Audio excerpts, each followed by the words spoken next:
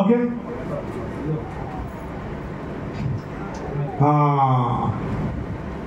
క్రీస్తు మృతుల్లో నుండి లేపబడి ఉన్నాడని ప్రకటింపబడుచుండగా మీలో కొందరు మృతులు పునరుద్ధానం లేదని ఎట్లా చూపించున్నారు. అంటే పునరుద్ధానం అంటే ఏంటి? చనిపోయి తిరిగి లేకపోవటం. ఇప్పుడు మృతుల పునరుద్ధానం లేని ఎడలా క్రీస్తు కూడా లేపబడి ఉండలేదు, మరియు క్రీస్తు లేపబడి ఉండని ఎడలా మేము చేయి ప్రకటన వ్యర్థమే. అంటే ఇప్పుడు ఈ రోజు మనం దేవుడిని నమ్ముకోవడం కూడా వ్యర్థమే. ఎందుకు?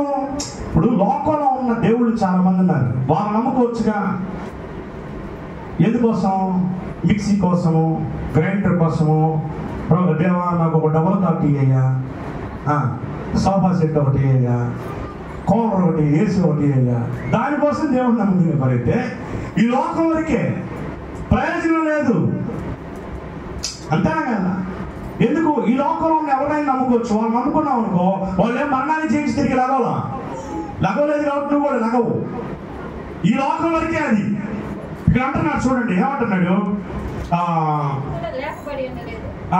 మీ విశ్వాసం వ్యర్థమే, దేవుడు క్రీస్తును లేపనని ఆయన గురించి మేము సాక్ష్యం చెప్పి ఉన్నాం కదా. మృతులు లేపబడని ఎడలా దేవుడు ఆయన లేపలేదు కనుక మేము దేవుడి విషయమై అబద్ధము సాక్షులుగా అగబడుచున్నాము. మృతులు లేపబడని ఎడలా క్రీస్తు కూడా లేపబడలేదు. క్రీస్తు లేపబడని ఎడలా మీ విశ్వాసం వ్యర్థమే, మీరింకా మీ పాపముల్లోనే ఉన్నారు. అంటే యేసుక్రీస్తు మరణాన్ని జయించి తిరిగి లేవడం వల్ల పాపాన్ని జయించిన అనుభవం కనపడుతుంది ఇక్కడ. మిగతా వాళ్ళందరి దగ్గర ఆ అనుభవం లేదు. ఓకే, తర్వాత అంతేకాదు క్రీస్తునందు నిద్రించిన వారు నశించిరి. ఈ జీవిత కాలం మట్టికే మనం క్రీస్తునందు నిరీక్షణ ఉంచిన వారమైన ఎడలా, ఇది చూడండి చాలా అద్భుతమైన మాట, ఈ జీవిత కాలం మట్టికే మనం యేసుక్రీస్తునందు నిరీక్షణ ఉంచిన ఎడలా, అంటే నీ చెంబుల కోసం, తప్పాల కోసం, వృద్ధుల కోసం, వాటికి పిల్లల చదువుల కోసం, ఉద్యోగం కోసం, వ్యాపారం కోసం, డబ్బుల కోసం దేవుడు నమ్ముకుంటే ఏమంటున్నాడు? మనుషులందరికంటే దౌర్భాగ్యులమై ఉండు. దానికోసం కాదంట దేవుడు, మరణాన్ని చేయించి తిరిగి రావడానికంట. ఇంకంటారు తర్వాత, ఇప్పుడైతే నిద్రించిన వారిలో ప్రథమ ఫలముగా క్రీస్తు మృతుల్లో నుండి లేపబడి ఉన్నాడు. మనుష్యుని ద్వారా మరణం వచ్చిన కనుక మనుష్యుని ద్వారానే మృతుల పునరుద్ధానం కలిగెను. ఎవరి ద్వారా మరణం వచ్చింది? ఎవరి ద్వారా? ఆదాము ద్వారా మరణం వచ్చింది. కాబట్టి ఆదామైన యేసుక్రీస్తు ద్వారా ఆ మరణంలో నుంచి పునరుద్ధానం వచ్చింది. తర్వాత ఆదామునందు అందరూ ఎలాగ మృతి చెందుతున్నారు, అలాగే క్రీస్తునందు అందరూ బ్రతికింపబడుదురు. ప్రతి వాడు తన వరుసలో బ్రతికింపబడును. ప్రథమ ఫలము క్రీస్తు. తర్వాత క్రీస్తు వచ్చినప్పుడు ఆయన వారు బ్రతికింపబడుదురు. అటు తర్వాత ఆయన సమస్తమైన ఆధిపత్యమును, సమస్తమైన అధికారమును, బలములు కొట్టివేసి తన తండ్రి అయిన దేవునికి రాజ్యమును అప్పగించును. అప్పుడు అంతము. దీన్ని బట్టి మీకు ఏమర్థమైంది? చనిపోయిన తర్వాత అస్సలు జీవితం బిగినైంది. చనిపోయిన తర్వాత అస్సలు జీవితం బిగినైంది. ఇప్పుడు నువ్వు దేవుని యందు విశ్వాసం ఉంచి మారు మనసు పొంది బాప్తిసం పొంది ఆయన వాక్యానుసారంగా నువ్వు నడిస్తే నువ్వు మరణాన్ని జయించి తిరిగి లేస్తావు. తర్వాత జీవితం బాగుంటుంది. చాలా మంది అనుకుంటారంటే ఈ లోకంలో ఉన్న జీవితం చాలు, బాగానే ఉంది, తర్వాత ఎందుకు అని అనుకుంటున్నారు. కానీ తర్వాత జీవితం ప్రాముఖ్యం. అది యుగయుగాలు ఉండేటువంటి జీవితం. యేసుక్రీస్తు మరణాన్ని జయించి పునరుద్ధానం పొందడం వల్ల మనకి ఏమొచ్చింది?